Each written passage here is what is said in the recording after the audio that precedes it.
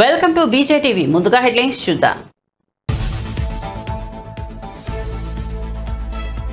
ఇంద్రవెల్లిలో 1,00,000 మందితో కాంగ్రెస్ భారీ బహిరంగ సభ. పాల్గొన్న సీఎం రేవంత్ రెడ్డి మా ప్రభుత్వాన్ని పడగొడతామంటే మూతి పనులు రాలుతాయని వార్నింగ్. కేసీఆర్ ఆదివాసీల గురించి ఆలోచించారా అని ప్రశ్న.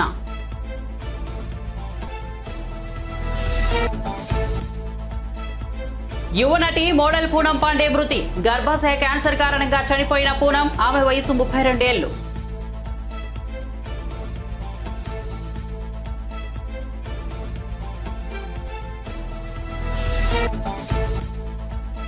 ఏపీకి ప్రత్యేక హోదాపై ఢిల్లీలో షర్మిల ధర్నా. చంద్రబాబు జగన్ పై తీవ్ర విమర్శలు. రాష్ట్రానికి బీజేపీ ఏం చేసిందని బానిసలుగా మారారని వ్యాఖ్యలు.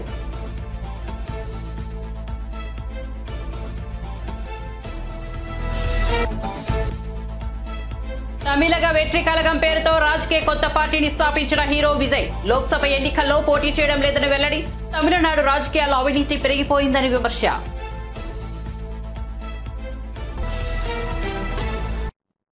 ఇక వార్త వివరాల్లోకి వెళ్తే 3 నెలల్లో బీఆర్ఎస్ అధినేత కేసీఆర్ సీఎం అవుతారని కొందరు అంటున్నారు. కాంగ్రెస్ ప్రభుత్వాన్ని పడగొట్టే దమ్ము ఎవరికీ లేదని ముఖ్యమంత్రి రేవంత్ రెడ్డి అన్నారు. అన్ని వర్గాలను నట్టేట ముచ్చిన కేసీఆర్ కు ముఖ్యమంత్రి పదవి కాదు కదా, మంత్రి పదవి కూడా రాదన్నారు. ఆదిలాబాద్ జిల్లా నుంచి లోక్సభ ఎన్నికల ప్రచారానికి కాంగ్రెస్ పార్టీ శ్రీకారం చుట్టింది. శుక్రవారం ఇంద్రవెల్లిలో ఏర్పాటు చేసిన తెలంగాణ పునర్నిర్మాణ సభలో రేవంత్ రెడ్డి పాల్గొని సమరశంఖం పూరించారు. కొందరు అది జరిగింది తప్పు జరిగినందుకు మన్నించండి. మా ఇందిరమ్మ రాజ్యంలో నేను అడుగుతున్నా ఈ రోజు ఈ వేదిక మీద నుంచి కల్వకుంట్ల చంద్రశేఖరరావును సూటిగా 10 సంవత్సరాలు తెలంగాణ రాష్ట్రంలో నీ ప్రభుత్వం ఉన్నది కదా, ఏనాడైనా ఈ ఆదిలాబాద్ గురించి, అడవి బిడ్డల గురించి, ఈ ఆదివాసీల గురించి, ఆనాడు ఇంద్రవల్లిలో నేల కొరిగిన ఈ అడవి బిడ్డల గురించి ఒక్కరోజైనా ఆలోచన చేసినవా? ఈ కుటుంబాలను ఆదుకోవాలి, ఈ కుటుంబాల ఆత్మ గౌరవం నిలబెట్టాలి అని ఏ రోజైనా నీ మంత్రివర్గంలో చర్చించడమా అని నేను అడుగుతున్నా.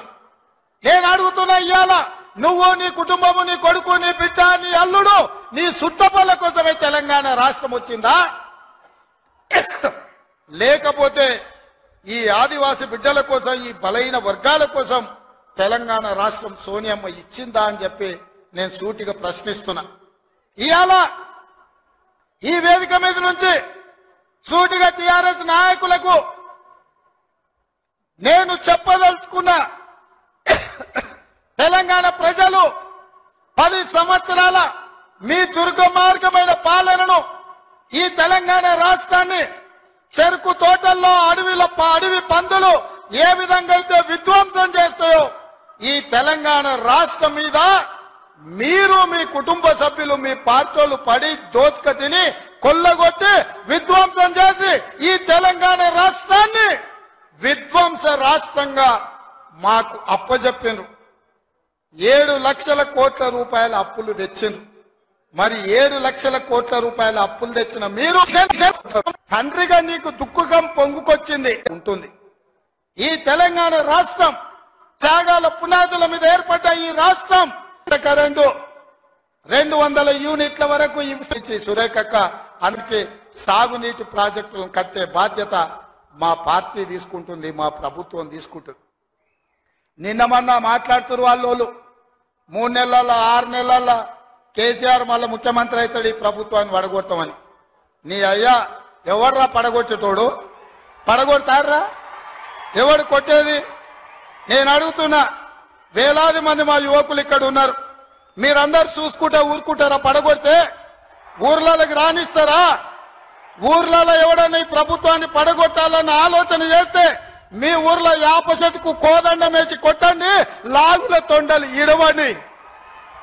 ఇది ప్రజలు ఎన్నుకున్న ప్రభుత్వం, ప్రజలు ఆశీర్వదించిన ప్రభుత్వం, ప్రజల కోసం పనిచేస్తున్న ప్రభుత్వం.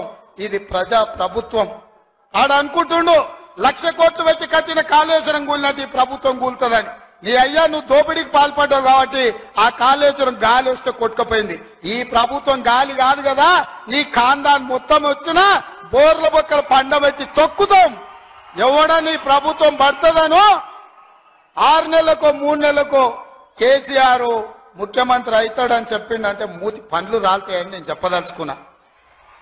మనమన్న చూసిన నిత్యానంద స్వామి అని ఒక ఆయన ఉన్నాడు, తెలుసు కదా మీకు అందరికీ. ఆయన ఇక్కడక్కడైతే లాభం లేదని పోయి ఎన్నో దీవి కొనుక్కొని దానికి రాజు అని ప్రకటించుకున్నాడు. ఇక కేసీఆర్ సంపాదించిన అక్రమ సంపాదన ఉంటే పోయి ఏమన్నా అడవిలో పోయి ఎక్కడన్నా పోయి దీవులలో పోయి దీవి కొనుక్కొని దానికి రాజు అని ప్రకటించుకోవాల్సిందే, లేకపోతే ఆయన ఫామ్ హౌస్కి ఆయన ముఖ్యమంత్రి కావాల్సిందే తప్ప ఈ తెలంగాణ రాష్ట్రానికి మళ్ళీ జన్మలో ముఖ్యమంత్రి కాదు కదా, మంత్రి పదవి కూడా కేసీఆర్కు రాదని నేను చెప్పదలుచుకున్నా. నువ్వు చేసిన పాపాలకు నువ్వు పాపాల భైరవుడివి. ఈ నిరుద్యోగ యువకులను, ఉద్యమకారులను, అమరవీరుల కుటుంబాలను, రైతులను, దళితులను, గిరిజనులను, మైనారిటీలను, మహిళలను నిలువు దోపిడీ చేసి నిలువున ముంచిన నువ్వు, నీకు సిగ్గన్న ఉందా మళ్ళీ పదవి కావాలని అడగడానికి? తమిళగడ్డపై మరో రాజకీయ పార్టీ ఆవిర్భవించింది. ప్రముఖ సినీ హీరో విజయ్ ప్రత్యక్ష రాజకీయాల్లోకి అడుగుపెట్టారు. తమిళగ వెట్రి కలగం పేరుతో కొత్త రాజకీయ పార్టీని స్థాపించారు. ఈ సందర్భంగా విజయ్ మాట్లాడుతూ ఈ ఏడాది జరిగే లోక్సభ ఎన్నికల్లో టీవీకే పార్టీ పోటీ చేయదని, అలాగే ఏ పార్టీకి మద్దతు ప్రకటించదని చెప్పారు. 2026 అసెంబ్లీ ఎన్నికల్లో పోటీ చేస్తామని తెలిపారు. తమిళనాడులో అవినీతి పాలన సాగుతోందని, అవినీతిని అంతం చేయడమే తమ లక్ష్యమని చెప్పారు. త్వరలోనే పార్టీ అజెండా ప్రకటిస్తామని అన్నారు. ప్రస్తుతం చేస్తున్న సినిమాని పూర్తి చేసి ఇక పూర్తి సమయాన్ని రాజకీయ సేవకు వినియోగిస్తారని విజయ్ చెప్పారు. ప్రజాసేవకు రావడాన్ని తనను ఇంతటి వాడిని చేసిన తమిళ ప్రజలకు కృతజ్ఞత తెలుపుకోవడంగా పరిగణిస్తానని అన్నారు. తమిళ సినీ రంగంలో రజనీకాంత్ తరువాత అంతటి ఇమేజ్ ఉన్న నటుడు విజయ్. ఇప్పటి వరకు 68 సినిమాలు నటించారు. విజయ్ రాజకీయ పార్టీని పెడతారనే చర్చ గత దశాబ్ద కాలంగా జరుగుతోంది. పలు రాజకీయ, సామాజిక సేవా కార్యక్రమాలకు విజయ్ తన చారిటీ ద్వారా చేపడుతున్నారు.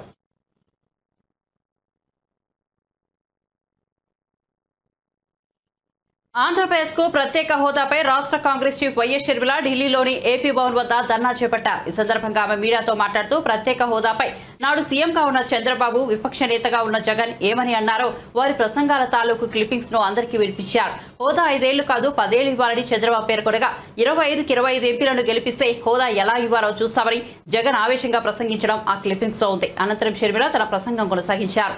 రాష్ట్ర విభజన తర్వాత మొదట ముఖ్యమంత్రిగా చేసిన చంద్రబాబు అయినా ఇప్పుడు ముఖ్యమంత్రిగా ఉన్న జగనన్న అయినా ప్రత్యేక హోదాపై మీరిచ్చిన మాట తప్పితే ఏపీ ప్రజలకు ద్రోహం చేసినట్టా కాదా? దీనికి మీరిద్దరూ సమాధానం చెప్పాలని డిమాండ్ చేశారు. కావాల్సిన విషయం ఏమిటంటే ఆంధ్ర రాష్ట్ర ప్రజలు ఒక్క సీటు కూడా బీజేపీ పార్టీకి ఇవ్వలేదు, ఒక ఎమ్మెల్యే కూడా బీజేపీ పార్టీకి ఇవ్వలేదు, ఒక ఎంపీ కూడా బీజేపీ పార్టీకి ఇవ్వలేదు. అయినా కూడా ఈరోజు బీజేపీ పార్టీ ఆంధ్ర రాష్ట్రంలో రాజ్యం ఏలుతుంది. ఎందుకంటే ఇంతకు ముందున్న ముఖ్యమంత్రి చంద్రబాబు గారైనా, ఇప్పుడున్న ముఖ్యమంత్రి జగన్మోహన్ రెడ్డి గారైనా బీజేపీ పార్టీకి పూర్తిగా గులాంగిరి చేస్తున్నారు. కాబట్టి మొత్తం ఆంధ్ర రాష్ట్రాన్ని మోడీకి బానిసలుగా చేసే ప్రయత్నం చేస్తున్నారు. ఇది ఎక్కడి న్యాయం అని అడుగుతున్నాం. చంద్రబాబు గారు స్పీకర్లో చంద్రబాబు గారు స్వయంగా చెప్పిన మాట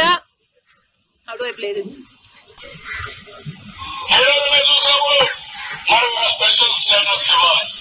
5 సంవత్సరాలు ఇచ్చారు. నేను నరేంద్ర మోడీ గారిని కోరుతున్నా, 15 సంవత్సరాలు ఇవ్వండి. 5 సంవత్సరాల్లో ఇండస్ట్రీ అవ్వాలంటే 2-3 ఏళ్ళు అవుతుంది. అది ప్రారంభమయ్యే లోపల ఆ స్టేటస్ పోతే మళ్లీ అభివృద్ధి ఆగిపోతుంది. అందుకని కనీసం 15 సంవత్సరాలు స్పెషల్ స్టేటస్ ఇవ్వమని చెప్పి వారిని కోరుతున్నా. ఏదైనా ఖర్చులున్నా నమ్మి అలసిపోయామని చెప్పండి. ఇక ఎవరిని ఇప్పుడు ముఖ్యమంత్రి జగన్మోహన్ రెడ్డి గారు మనమే తెచ్చుకుందాం. ప్రతి ఓటు వైఎస్ఆర్ కాంగ్రెస్ పార్టీకే పడేట్టుగా మనమంతా కూడా మనలో చెప్పుకుందాం. 25కి 25 ఎంపీ స్థానాలు మొత్తం మనమే పెట్టుకుందాం. మనకి 25కి 25 ఎంపీ స్థానాలు మనమే తెచ్చుకున్న తర్వాత ఆ తర్వాత కేంద్రంలో ఎవరు ప్రధానమంత్రి కావాలనుకున్నా కూడా వాళ్ళకి మనం చెప్పేది ఒకటే, ఎప్పుడో చేస్తాము అంటే మేము నమ్మం. నువ్వు సంతకం పెట్టు, ఆ తర్వాత మద్దతు ఇస్తాము అని చెప్పి చెప్తాం. 25కి 25 ఎంపీ స్థానాలు మనమే తెచ్చుకుంటాం. ఆ తర్వాత ప్రత్యేక హోదా ఎలా రాకుండా పోతుందో కూడా గట్టిగా చూస్తామని చెప్పి కూడా చెప్పండి.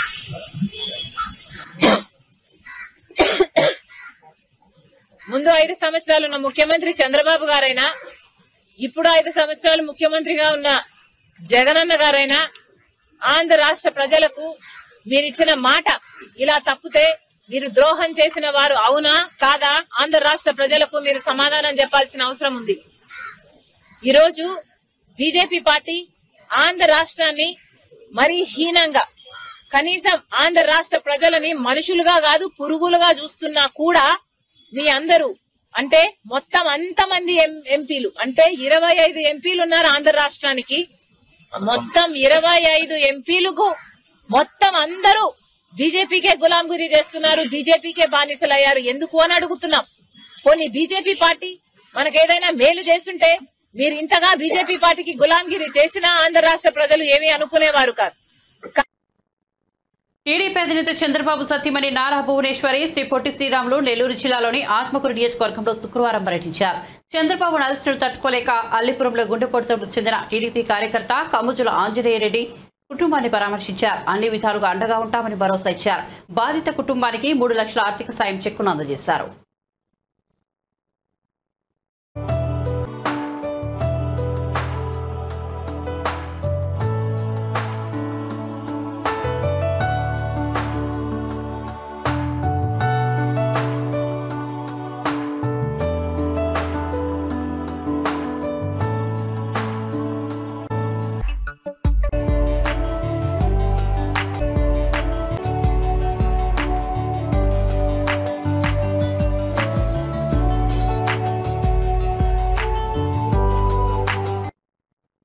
ప్రముఖ మోడల్ సినీ నటి పూనం పాండే మృతి చెందారు. పూనం చనిపోయినట్లు ఆమె సోషల్ మీడియా అకౌంట్ ద్వారా ఆమె టీం ప్రకటించింది.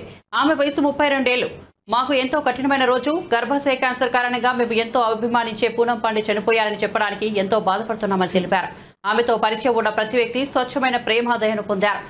ఈ బాధాకరమైన సమయంలో మేము గోప్యతను కోరుకుంటున్నామని పూనం టీం ఒక ప్రకటన ద్వారా తెలిపారు. పూనం పాండే బాలీవుడ్, కన్నడతో పాటు తెలుగు సినిమాల్లో కూడా నటించారు. టీవీ షోలు కూడా చేశారు. శృంగార తారగా ఆమె ఇంటర్నెట్ ను షేక్ చేశారు. మరోవైపు పూనం పాండే చనిపోయారనే వార్తతో ఆమె అభిమానులు షాక్ కు గురవుతున్నారు. ఆమె ఆత్మకు శాంతి చేకూరాలని ప్రార్థిస్తున్నారు.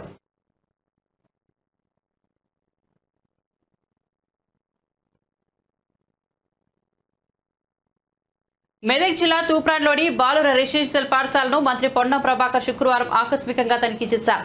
విద్యార్థులతో పాటు కలిసి మధ్యాహ్న భోజనం చేశారు. అనంతరం ఆయన మాట్లాడుతూ పాఠశాలలో కనీస సౌకర్యాలు లేక విద్యార్థులు తీవ్ర ఇబ్బందులు ఎదుర్కొంటున్నారని తెలిపారు. విద్యార్థులకు ఎలాంటి సమస్యలు తలెత్తకుండా చర్యలు తీసుకోవాలని ఆదేశాలు జారీ చేసినట్లు చెప్పారు.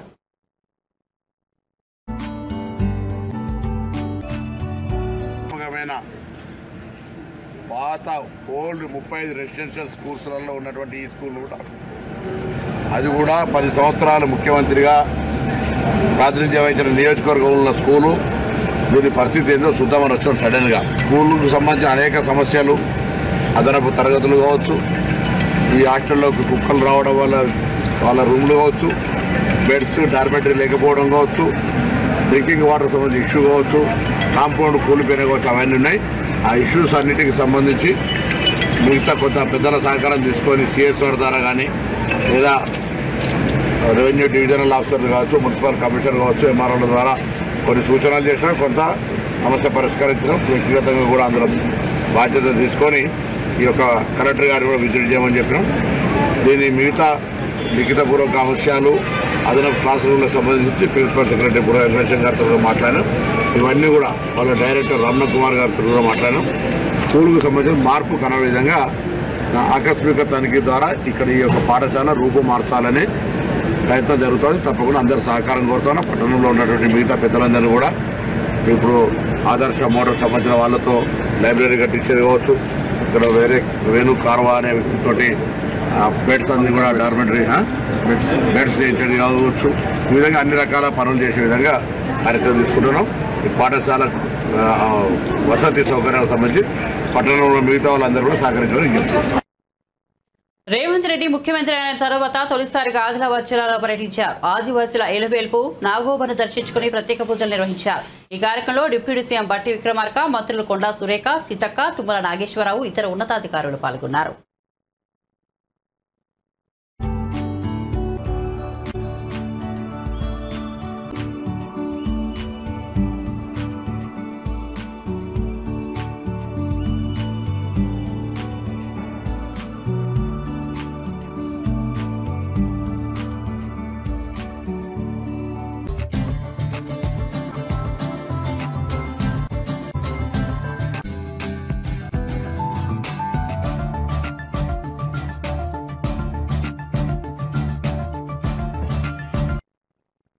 జార్ఖండ్ నూతన సీఎంగా చంపయ్య సోరెన్ ప్రమాణ స్వీకారం చేసినప్పటికీ బల పరీక్ష నేపథ్యంలో ఎమ్మెల్యేలు చేజారిపోకుండా జేఎంఎం చర్యలు చేపట్టింది.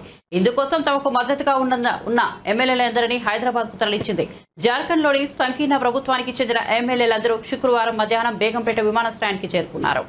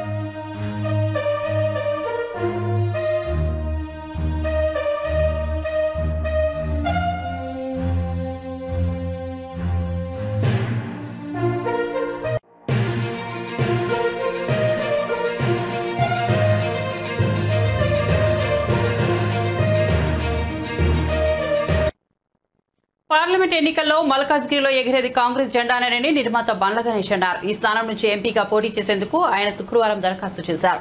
కాంగ్రెస్ పార్టీ తనకు టికెట్ ఇస్తుందని ఆశాభావం వ్యక్తం చేశారు.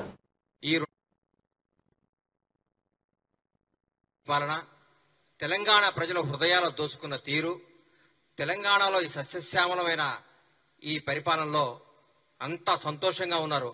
అప్పట్లో చరిత్రలో ఉండేది పాండవులు ఎక్కడుంటే అక్కడ అన్ని శుభాలే జరుగుతున్నాయి, మంచిగా జరుగుతుంది, అన్ని బాగుంటాయి అనే చిన్నప్పుడు మేము చరిత్రలో చదువుకున్నాం. అది ఈ 60 రోజుల నుంచి జరుగుతుంది. ఇద్దరు కలిస్తే మాట్లాడుకునేది కాంగ్రెస్ పరిపాలన గురించి. ఎక్కడ మాట్లాడే డిస్కషన్ కాంగ్రెస్ పరిపాలన. అబ్బా అద్భుతంగా జరుగుతుంది. రేవంత్ రెడ్డి గారు మంత్రివర్గం కానీ, రేవంత్ రెడ్డి గారు కానీ, కాంగ్రెస్ పరిపాలన కానీ, గౌరవనీయ మంత్రులు, మాజీ మంత్రులు కానీ, ముఖ్యమంత్రులు గారు కానీ వాళ్ళు మాట్లాడుతున్న తీరు చూస్తుంటే చాలా బాధగా ఉంది, చాలా దుఃఖం వేస్తుంది నాకు. జనం ఓటేపీకి గెలిచిన ఎమ్మెల్యేలు ముఖ్యమంత్రి గారిని కలవక ఎవరిని కలుస్తారండి? వాళ్ళ సమస్యలు తీరవద్దా?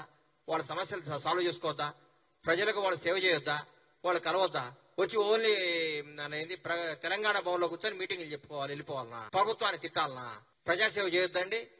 గాలికి వదిలేయాలన్నా జనాన్ని? మిమ్మల్ని నమ్మి ఓట్లు వేసిన వాళ్ళని గాలికి వదిలేసి మీరు పట్టించుకోకుండా మీరు ఊరికే రేవంత్ రెడ్డి గారు అజ్జేయట్లేదు, రేవంత్ రెడ్డి గారు ఇచ్చేయట్లేదు, కాంగ్రెస్ ప్రభుత్వం ఇచ్చేయట్లేదు, అనవసరంగా ఎన్నుకున్నారు, తప్పు చేశారు, అది ఇదని మీరు మాట్లాడుకుంటా మీకు ఉష్ణాయసం తప్ప 5 సంవత్సరాల వరకు ఎన్నికలు రావు, ఇబ్బంది లేదు. రేపు జరగబోయే పార్లమెంట్ ఎన్నికల్లో కూడా బ్రహ్మాండమైన సీట్లు గెలిచి రాహుల్ గాంధీ గారిని ప్రధాని చేయడానికి మా కాంగ్రెస్ కార్యకర్తలందరూ తెలంగాణ ప్రజలు సిద్ధంగా ఉన్నారు. మల్లారెడ్డి గారు అంటాడు, మాట్లాడితే ముఖ్యమంత్రి గారిని ఎట్లా పడితే అట్లా కామెంట్ చేస్తున్నాం. ముఖ్యమంత్రి గారు అంటే గౌరవి, ఆ పదానికి గౌరవి. రేవంత్ రెడ్డి గారిని ఏకవచనం సంబోధిస్తున్నావు. నీ మల్లారెడ్డి కాదు, మీ నాన్న మల్లారెడ్డి, మీ తాత మల్లారెడ్డి, ఇంకో మల్లారెడ్డి వచ్చినా ఈ రోజు కాంగ్రెస్ ప్రభుత్వాన్ని ఏం చేయలేరు, రేవంత్ రెడ్డి గారిని ముట్టుకోలేరు. మీరు గుర్తుపెట్టుకోండి. దయచేసి చెప్తున్నా, కాంగ్రెస్ ప్రభుత్వం అద్భుతంగా పరిపాలిస్తుంది. ఇంకో 2 గ్యారెంటీలు ఇస్తుంది. రేవంత్ రెడ్డి గారు 20 గంటలు పనిచేస్తున్నాడు. ఈ మధ్య కాలంలో భారతదేశంలో ఏ ముఖ్యమంత్రి పడినంత కష్టం రేవంత్ రెడ్డి గారు పడుతున్నాడు. రోజుకి 20 గంటలు పనిచేస్తున్న ఏకైక ముఖ్యమంత్రి మాకు తెలిసిన ముఖ్యమంత్రి. ఈ రోజు చెప్తున్నా, బీఆర్ఎస్ పార్టీ అనేది నిజంగా ఇక లేదు, రాదు, రాబోదు కూడా. ఎందుకంటే రాబోయేది, జరగబోయేది కాంగ్రెస్ వర్సెస్ బీజేపీ పోటీ ఉంటుంది. మిమ్మల్ని మర్చిపోయాం, మీ శకం ముగిసిపోయింది. మీరు ఏం చేసినా గానీ ఈ పార్లమెంట్ ఎలక్షన్ లో గజ విజయం సాధిస్తాం. ఈ 5 ఏళ్లు కాదు, ఈయన చేసిన అద్భుతాలతో వచ్చే 5 ఏళ్లు కూడా మేము సగర్వంగా తెలంగాణ ప్రజలను ఓటడిగి ఇంకొకసారి మళ్ళీ అధికారంలోకి వస్తాం. మల్కాజ్గిరిలో కాంగ్రెస్ జెండా ఎగురుతుంది. ఎవరికి టికెట్ ఇచ్చినా బ్రహ్మాండమైన మెజార్టీతో గెలుస్తాను. నేను ఊరికి అట్లా మాట్లాడిన అందరిలాగా బీఆర్ఎస్ ప్రభుత్వం లాగా దుమ్ము దులుపుతా, ఎగురుతా, గంతేస్తా అని గెలుస్తాం. టికెట్ వస్తే గెలుస్తాం. కాంగ్రెస్ జాయిన్ చేసుకోదేమో ఆయనను, మేమైతే జాయిన్ చేసుకున్నాం. మా మంత్రి ఎందుకు ఇస్తారని మా దగ్గర మహానుభావులు బ్రహ్మాండ ఎట్లుందండి మా పరిపాలన. మల్కాజ్గిరి అంటే మల్కాజ్గిరి హైదరాబాద్ సిటీలో ఉంది. నాకు మల్కాజ్గిరిలో చేయాలని అప్లికేషన్ పెట్టా. పెద్దలు ఆమోదించి అనుగ్రహించి నన్ను నమ్మి నాకు టికెట్ ఇస్తే ఘన విజయం సాధిస్తా. నాకు టికెట్ ఇస్తారని ఆశిస్తున్నా. టీడీపీ పొలిట్ బ్యూరో సభ్యులు వర్ల రామయ్య సీఎం జగన్ పై ధ్వజమెత్తారు. జగన్ 43,000 కోట్లు కొట్టేసినట్లు సిబిఐ చెప్పకనే చెప్పిందని పేర్కొన్నారు. కొద్ది కాలంలోనే జగన్ దేశంలోనే అత్యంత ధనవంతుడిగా మారారని తెలిపారు. తన మీద ఉన్న కేసుల విచారణ ముప్పు ముంచుకొస్తుంటే సీఎం జగన్ లో కలవరం మొదలైందని అన్నారు.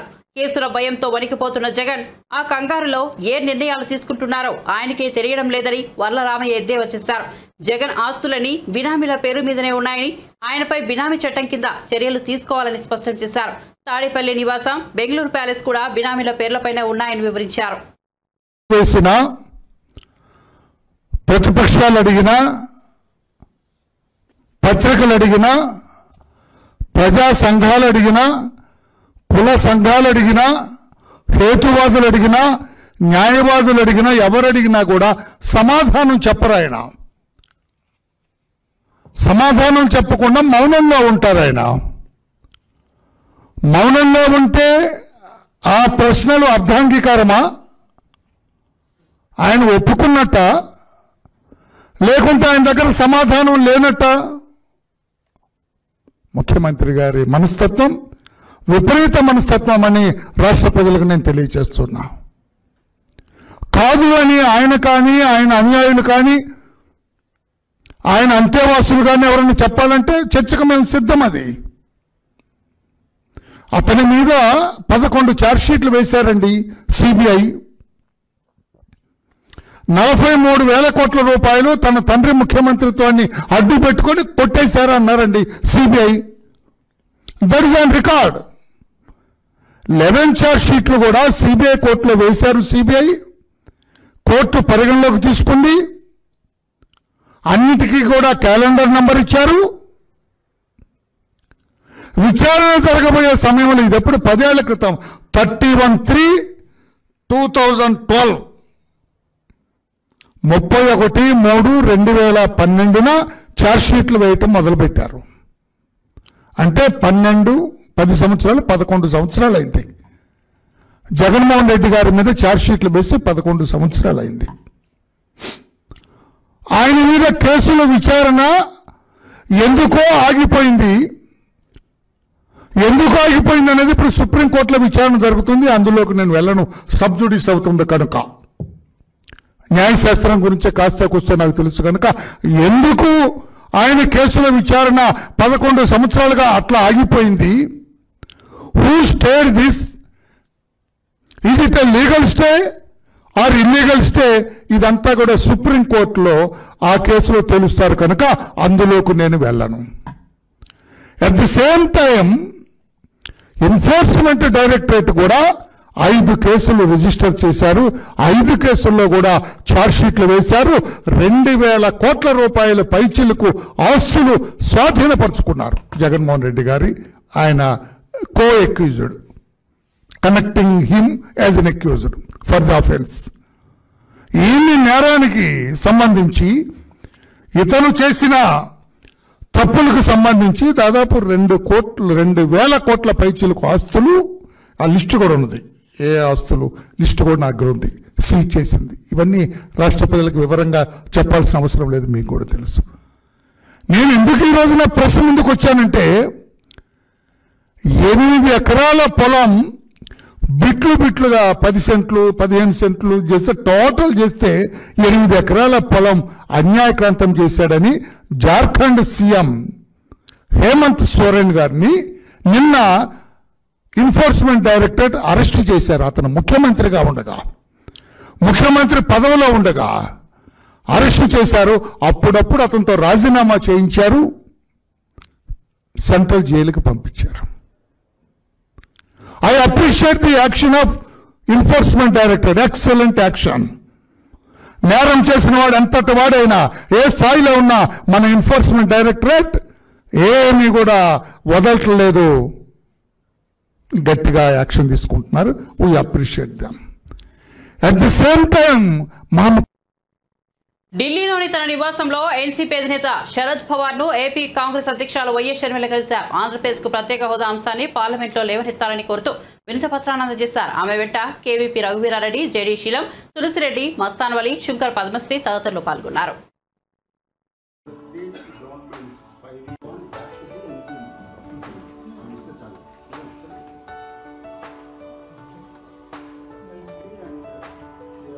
interested. Unfortunately, the state government's 5 years Telugu party rule and 5 years then what is happening? Ours is an agrarian-based state. It's a special category state. New boss, new president. So we can basically architect of this BJP for the house when you are there, not 5 years, not 10 years. So 10 years is going back to the Mr. Chala. తిరుమలలో మంత్రి రోజాకు చేదు అనుభవం ఎదురైంది. శ్రీవారి ఆలయం ఎదుట రాజధాని అమరావతి నినాదాలతో ఆమె శ్రీవారి సేవకులు చుట్టుముట్టారు. జై అమరావతి, జై జై అమరావతి అంటూ నినాదాలు చేశారు. ఒకే రాజధానికి మద్దతు ఇవ్వాలని కోరారు.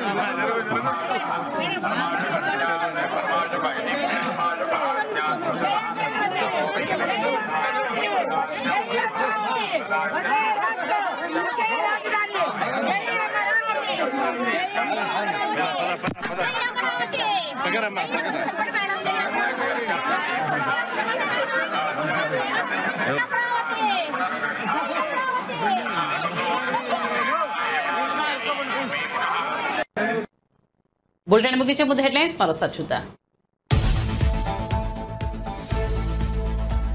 ఇంద్రవెల్లిలో 1,00,000 మందితో కాంగ్రెస్ భారీ బహిరంగ సభ. పాల్గొన్న సీఎం రేవంత్ రెడ్డి మా ప్రభుత్వాన్ని పడగొడతామంటే బూతి పనులు రాలుతాయని వార్నింగ్. కేసీఆర్ ఆదివాసీల గురించి ఆలోచించారా అని ప్రశ్న.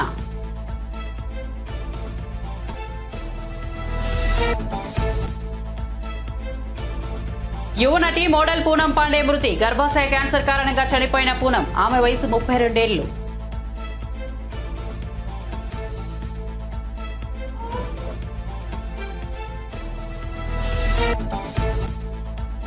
ఏపీకి ప్రత్యేక హోదాపై ఢిల్లీలో షర్మిల ధర్నా. చంద్రబాబు జగన్ పై తీవ్ర విమర్శలు. రాష్ట్రానికి బీజేపీ ఏం చేసిందని బానిసలుగా మారారని వ్యాఖ్యలు.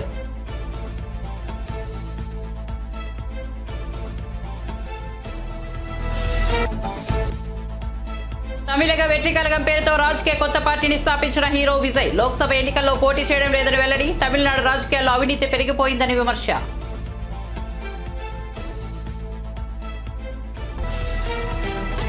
మరిన్ని అప్డేట్స్ కోసం చూస్తూనే ఉండండి BJ TV.